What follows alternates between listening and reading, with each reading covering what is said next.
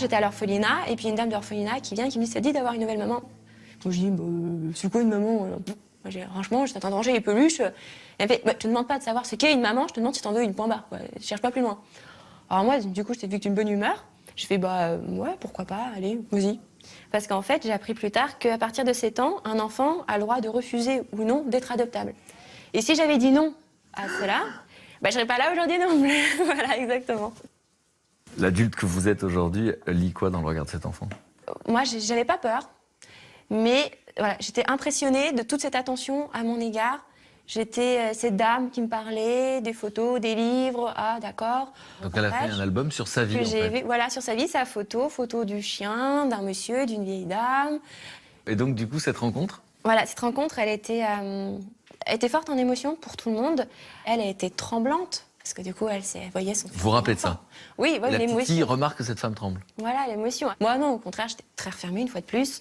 Mais je savais que cette femme me voulait de la bienveillance. Elle cherchait à attirer mon attention. Et donc je la sentais très impressionnée, très émue. Mais elle aussi, elle sentait que moi, j'avais dame d'orphelinat, j'étais en représentation.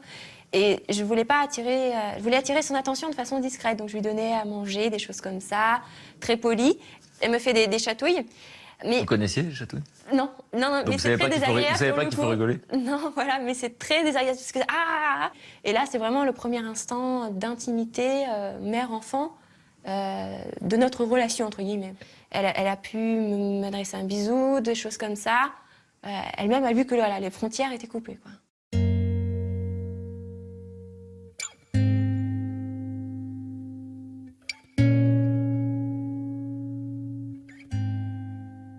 Donc elle vient vous chercher et moment, vous arrivez dans un nouveau pays. Quelle image vous avez de ce nouveau pays? Ah, la France, c'est vraiment fantastique. C'est des plaines à perte de vue. Vous imaginez ça? Ah oui, j'ai vu ça dans un film. Je dis, oh là là, mais c'est des diligences, c'est des cow-boys, c'est des chevaux, avec le coucher de soleil, le papa, la maman. Je voyais la petite maison dans la prairie, tout ça. Je dis, oh là là, mais ça va être fantastique. Et quand vous arrivez, vous découvrez pas des chevaux, vous découvrez une Clio. Ouais, je sors de l'aéroport, paf, Clio, rouge.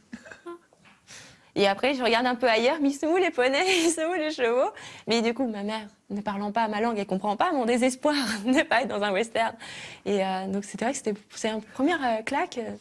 Et donc, les sensations, parce qu'il va y avoir beaucoup d'informations nouvelles pour cet enfant. Au début, c'est tourbillon, mais positif. Beaucoup de gens qui me veulent du bien, j'ai tout ce que je veux. J'ai une chambre à moi, des lits propres, un drap propre, des vêtements propres, beaucoup de choses. Et un moment, c'est que ça tourne, mais trop vite, beaucoup trop vite. Et un moment, on fait oh là là, je suis plus, je comprends pas, voilà. Et donc il y a eu un moment où je me suis pas sentie bien. Tout ce que j'avais vécu, ce que je disais bon bah je le mets ça pour plus tard, je réglerai ça plus tard, ça revient. Des cauchemars, parce que du coup ma mère biologique, son ombre était toujours dans la mienne.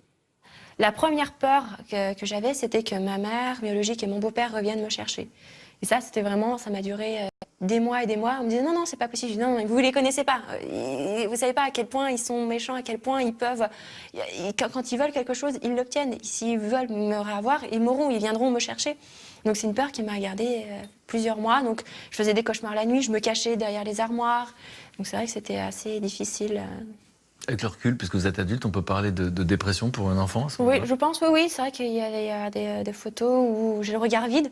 Mais je pense que c'était nécessaire de faire une purge comme ça, de se vider pour pouvoir remplir de bonnes choses maintenant. Après des mois d'accalmie, Hazel plonge. Elle ne veut plus se nourrir, se fait du mal et devient agressive avec Adeline, sa nouvelle maman. Elle est si peu habituée à l'amour que le lien maternel se tisse dans une extrême lenteur, une extrême délicatesse. Qu'est-ce que votre maman va mettre en place pour arriver à créer la confiance? La connivence va venir de quoi? Vous parlez d'un bain qui est un déclic dans ce livre. Ma mère, elle avait parce que bon, les préjugés sont là. Prendre un bain avec son enfant, qu'on a adopté, voilà, c'est quand même le poids de tous les travers de la société. Et puis la psychologue dit non, vous prenez tout ce qui est plus naturel, votre état d'esprit étant le même que le sien, il n'y a pas de souci. Et donc c'est vrai qu'on a fait prendre un bain ensemble, et c'est là que ma régression s'est arrêtée. C'est-à-dire que mon corps, mon esprit ont percuté. C'est ta maman, c'est bon, tu peux reprendre tes 7 ans. Et vous changez de prénom?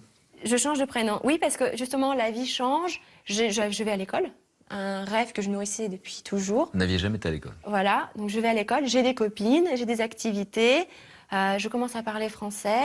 Je fais des travaux avec ma mère, je m'occupe des choses, je prends une existence. Mais il y a toujours ce Valeria, Lera en russe, Lera, Valeria, Valeria.